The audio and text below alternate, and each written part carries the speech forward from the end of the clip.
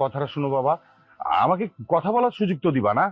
আসলে বাবা, যে ঘটনাটা ঘটছে এর জন্য তো আমাদের পরিবার কেউ দায়ী না।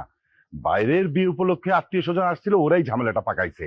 হ্যাঁ বাবা, কি বললা? বিয়ে তুমি করবা না?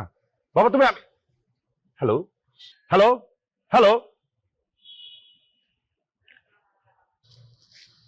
কি ব্যাপার? তুমি এখানে দাঁড়িয়ে কি শুনছো? তুমি কি কিছু বলবো আমার কাছে? বাপ বুঝতেন দেখি তা এমন একটা ছেলের সাথে আপনার মেয়েকে আপনি বিয়ে দিবেন? দেখো, যা ঝামেলা সৃষ্টি করার সেটা করছো, নতুন করে তুমি আর কিছু করবা না। আর এই বিয়ের ব্যাপারে তুমি কোনো ধরনের নাক গলাবা না। প্রয়োজন হলে আমি আমার মেয়ের বিয়ের জন্য ওদের হাতে পায়ে ধরবো। এটা কোনো কথা আব্বা? আপনি ওদের কেন আত্মায় ধরবেন, আমরা তো লামাটা ধরবেন। কি? মানে কোথাও কি তা আপনি বুঝি দেখুন। আই শোনো, তোমার কোনো বুদ্ধি